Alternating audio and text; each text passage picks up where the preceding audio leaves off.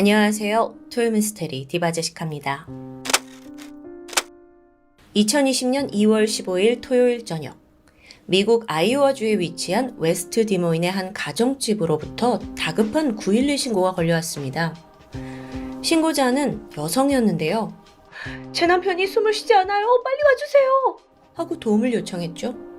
급하게 구급대원과 경찰이 아파트에 도착합니다. 가보니까 남편이 서재 바닥에 엎드린 채 의식을 잃은 상황이었어요. 서둘러 막 응급처치를 하고 있는데 문득 이상한 게 눈에 띄었죠. 이 남성의 목 쪽에 끈으로 졸린 듯한 흔적이 보인 겁니다. 아니 게다가 손목과 발목에도 강하게 묶인 자국이 남아있고요.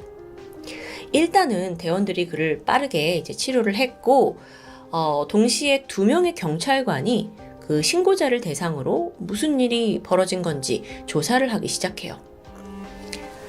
여성은요, 41살이었던 한국인 박고은 씨였습니다. 인근 심슨 칼리지 대학에서 경제학과 조교수로 근무하던 사람이고요. 그리고 현재 현장에서 쓰러진 사람은 그녀의 남편, 동갑내기 남성우 씨였는데요. 당시 이 아내 박 씨는 너무 큰 충격을 받았는지 막 몸도 제대로 가누지 못하고 덜덜 떨면서 오열을 합니다. 그래서 경찰이 어떤 질문을 해도 즉각 답할 수 있는 상황이 아니었어요. 일단 진정을 시켰죠. 그리고 잠시 후 감정을 좀 추스린 후에 그녀가 정황을 털어놓게 돼요. 약 1시간 전인 오후 5시 30분쯤에 아내 박 씨는 남편과 함께 평온한 토요일 저녁을 보내고 있었습니다. 둘은 함께 서재에서 도란도란 이야기를 나누다가 아내가 먼저 거실로 와서 샴페인을 한잔하면서 영화를 보게 돼요. 그러다 소파에서 잠깐 잠이 들었죠?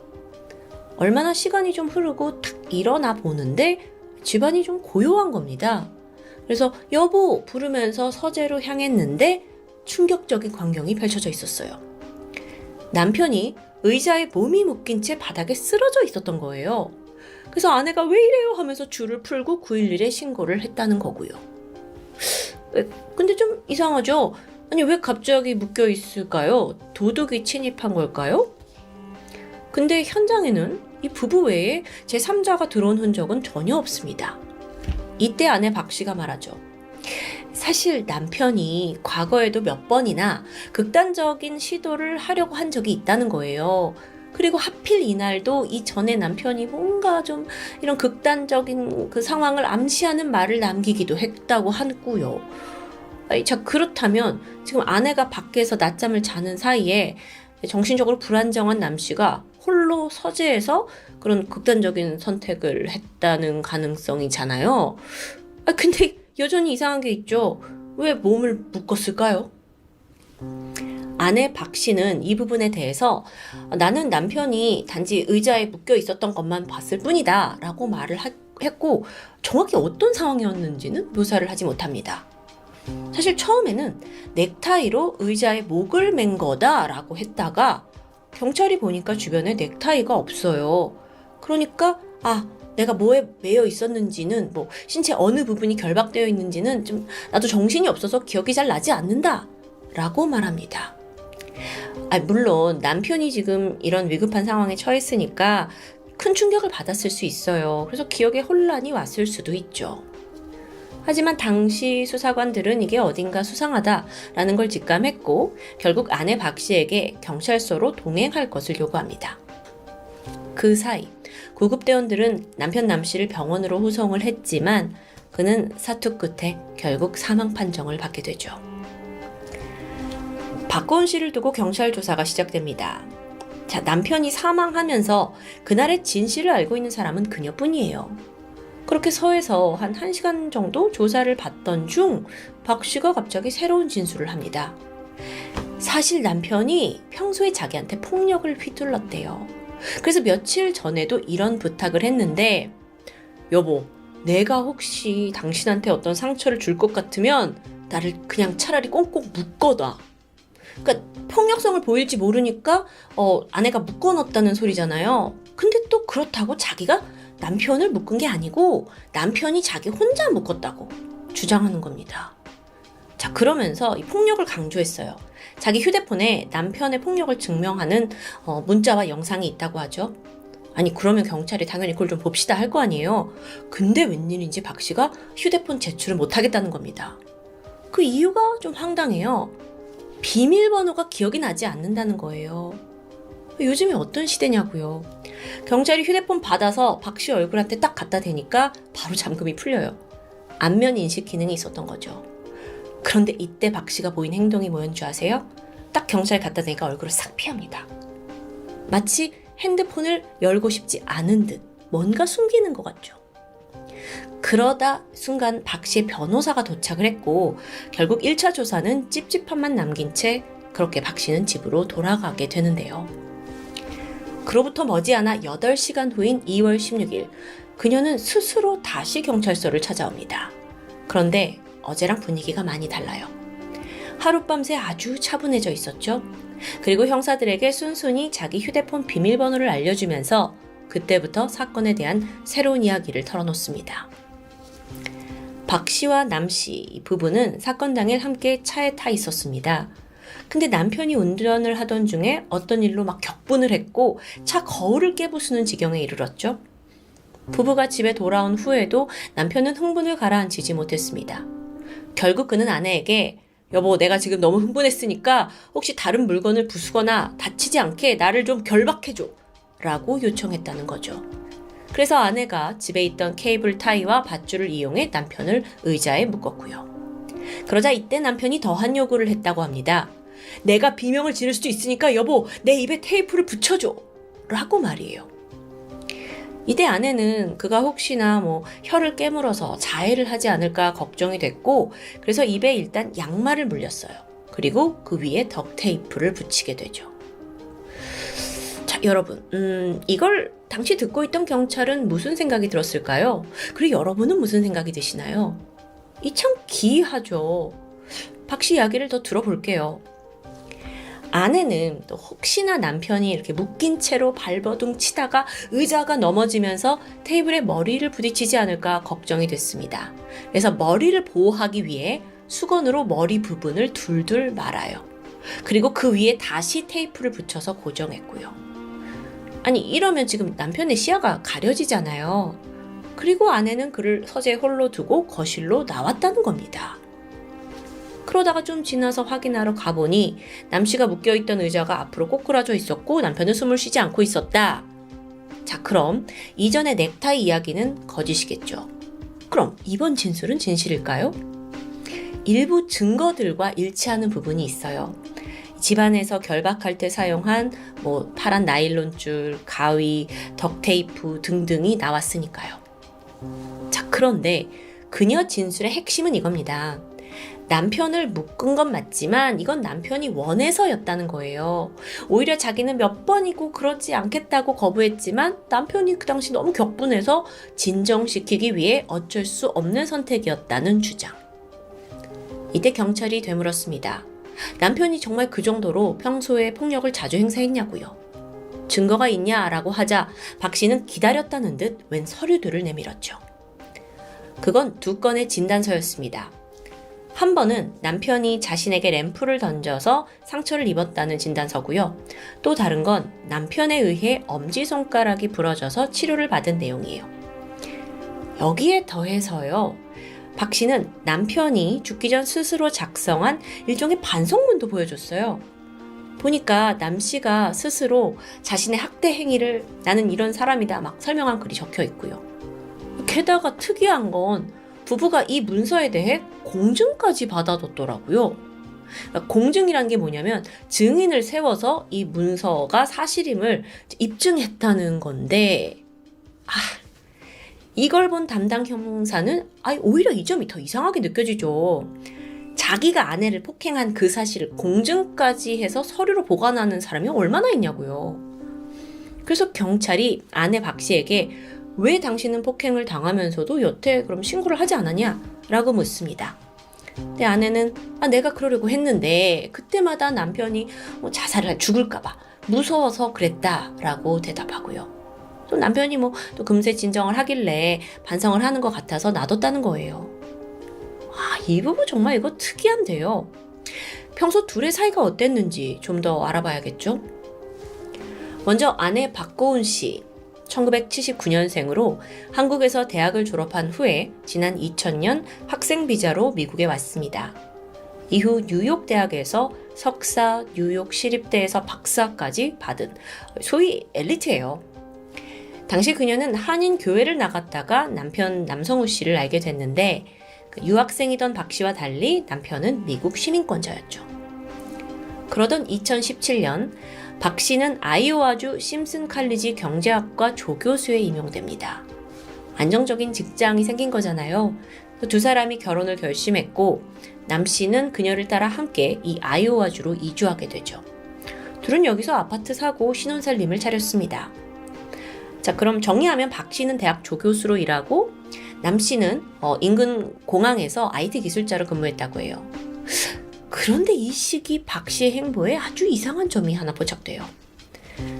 박 씨 그리고 남 씨가 함께 다녔던 한인 교회 사람들 그 누구도 둘의 결혼 소식을 알지 못했다는 거예요. 심지어 이 여자 박 씨가 일하던 학교에서조차 결혼을 했어요? 라고 다들 어리둥절합니다. 물론 미국에서는 결혼을 했냐 안 했냐 이 자체가 굉장히 사적인 영역이라서 굳이 오픈을 하지 않아도 돼요. 하지만 박 씨는 오히려 자기가 먼저 학생들한테 나는 아직 싱글, 미혼이다 이런 걸 수차례 강조했습니다. 그러면서 내 가족들은 다 한국에 있는데 내가 왜 지금까지 싱글인지 결혼을 못했는지 모르겠다 라는 식으로 상당히 TMI를 방출했고요.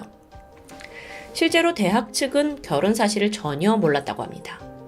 게다가 두 사람 모두 SNS를 안 해서 서로 같이 있는 사진을 찾을 수가 없어요. 아니 그럼 가족들은 이 사실을 몰랐을까요? 숨진 남편 남 씨의 가족들은 박고은 씨의 존재를 알고 있었어요. 다만 가족들은 꽤 오랫동안 이 둘의 결혼을 반대해온 것 같아요. 그러다가 아예 아들이 이제 이사까지 가버리니까 연락을 끊었고요. 그래서 가족들은 이 여자 박 씨가 의도적으로 아들을 고립시킨다라고 생각하고 있었는데요. 다시 사건으로 돌아와서 사건 발생 4일 후인 2월 19일 남 씨의 부검 결과가 나왔습니다. 사인은 목졸림에 의한 질식사. 이뿐만 아니라 박 씨의 휴대폰을 포렌식 해보니까 결과가 충격적이에요. 박 씨가요, 경찰한테 넘겨주기 전에 이미 삭제해버린 영상 하나가 밝혀지는데 그걸 찍은 시간은 사건 당일 오후 5시 6분. 그러니까 신고가 들어오기 1시간 전입니다. 아내가 핸드폰을 들고 직접 찍은 영상이에요. 그리고 거기엔 남편이 이미 결박되어 있는 상태에서 애걸하는 장면이 남아있어요.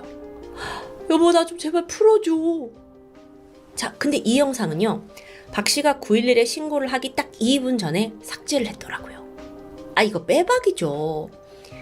경찰은 죽은 남 씨가 극단적인 선택을 했을 가능성은 이건 아무리 봐도 없다라고 판단을 했고 같은 날 박 씨를 살인과 납치 혐의로 체포합니다. 납치까지요. 네, 사실 그날 경찰이 추가로 밝혀낸 그날의 진실은 정말 너무도 잔혹했어요. 일단 2020년 3월 첫 심리공판이 열렸습니다. 이날 검찰은 그 부검 결과를 토대로 아내 박 씨가 사건 당일 2월 15일 아침 10시 반부터 남편을 결박한 거다라고 주장해요. 자, 그리고 나서 무려 8시간 가까이 그를 계속 방치하면서 사망하게 만들었다고 주장했죠. 그래서 1급 살인 혐의로 기소하게 된 건데요. 재판은 그렇게 순순히 흘러가지 않았어요. 왜냐하면 이때 박 씨가 아이오와주 정부를 상대로 소송을 제기했기 때문이에요. 이 무슨 내용이냐면 나는 이 경찰 조사를 받는 도중에 불합리한 처우를 받았다는 겁니다. 그러면서 지금껏 자기가 한 모든 진술이 무효라고 주장했죠. 아니 그 불합리한 처우가 도대체 뭔지 알아볼까요? 먼저 경찰이 박 씨에게 미란다 원칙을 제대로 고지하지 않았다라고 하고요. 또 남편이 병원으로 실려갔을 때 아내인 나도 병원에 같이 가고 싶다고 했지만 거절당했다라는 점. 또 남편의 사망 소식을 자기한테 너무 늦게 알려줬대요. 게다가 무엇보다 영어가 모국어가 아닌 자기에게 미국 경찰들이 유도 신문을 한 거다라는 걸 문제로 제기합니다. 여러분 실제로 이런 부당한 처우를 받았다면 인권 침해고 심각한 문제일 수 있어요. 하지만 법원이 이 수사 과정을 면밀히 검토한 결과 박 씨가 인권을 침해당할 정도의 문제를 겪은 건 아니라고 판명됩니다. 미란다 원칙을 고지받지 못했다는 건 박 씨 주장이에요.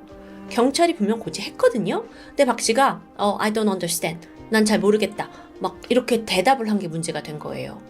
그럼 이게 언어의 문제일까요? 막 미란다 원칙 쭉 얘기를 해주는데 나는 잘 못 알아들었는데 제대로 말 못 해준 거다. 이거라는 건데 이게 지금 못 알아들은 걸까?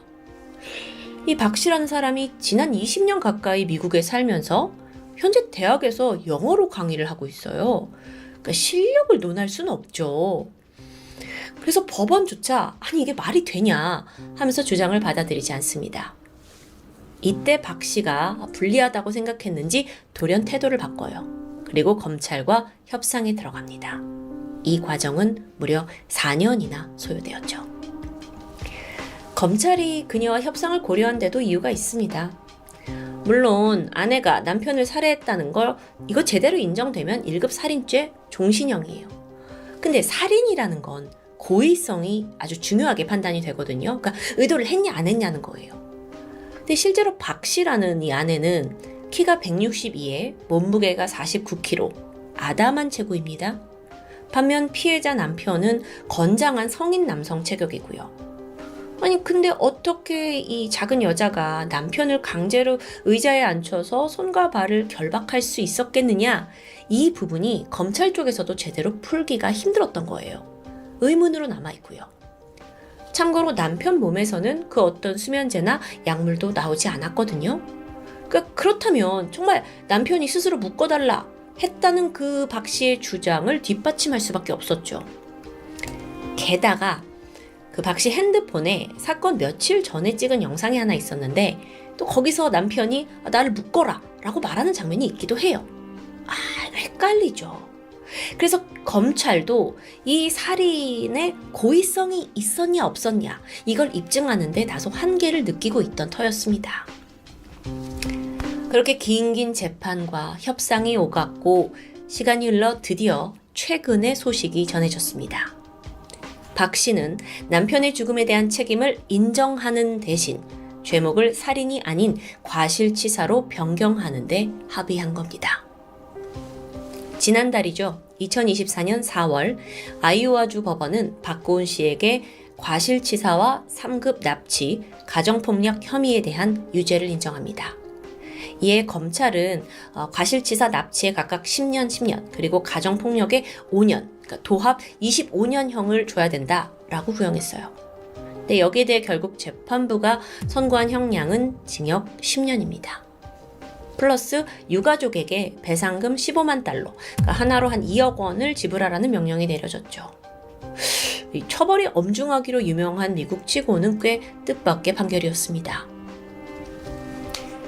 피해자 남 씨는 사망하기 전 분명 아내에게 결박을 풀어달라라고 요구했습니다. 그걸 박 씨가 무시했고 방치했다가 남편은 결국 죽음에 이르렀죠. 하지만 재판부는 그 이전에 아내가 지속적인 폭력을 당해왔다는 점 또한 참작합니다. 여기에 유년 시절 한국에서 아버지에게 당한 폭력까지 끄집어내지면서 그 트라우마가 인정되고 그런 과정이 있었다고 해요. 그래서 살인이 아닌 과실치사로 가벼운 형량이 선고된 거죠. 그런데요, 이 판결이 내려진 순간 방청석에서는 오열이 터져 나왔어요. 바로 숨진 남 씨의 가족들이었죠. 이날 법정에는 피해자 남 씨의 어머니와 여동생이 참석했는데 여동생이 막 울면서 소리쳤습니다. 저 여자는 우리 오빠의 돈과 영혼을 빨아먹은 악마다 라고 막 눈물을 흘려요. 어머니 또한 내 아들 왜 죽였어? 왜 죽였어? 하면서 원통함을 감추지 못했고요. 그럼 이때 박 씨는 어떤 태도를 보였을까요? 그녀는 법정에서 미리 준비한 낭독문을 읽었습니다. 남편의 죽음에 대해 진심으로 애도와 안타까움을 느낍니다. 상처를 주고 싶지 않았고 나는 그를 사랑했습니다. 이걸 듣고 있는 유가족의 마음. 글쎄요. 이 말들은 그저 자신의 형량을 줄이고 죄를 좀 덮고자 하는 어떤 악녀의 외침으로 들리지 않았을까라는 생각이 듭니다. 그렇게 재판은 끝이 났습니다. 하지만 이 사건의 충격과 기괴함은 쉽게 가시지 않습니다. 왜냐하면 판결대로라면 자신을 묶으라고 몸을 내어준 남편, 그리고 온몸이 결박조차 아니죠. 머리까지 다 감싸졌으니까. 그런 남편을 서재에 방치하고 혼자 샴페인을 즐긴 아내 박 씨까지. 정말 이게 박 씨 말대로 잠시 한눈을 판 사이 남편이 불의의 사고로 사망한 걸까요? 아니면 처음부터 사리를 가지고 그를 방치한 걸까요?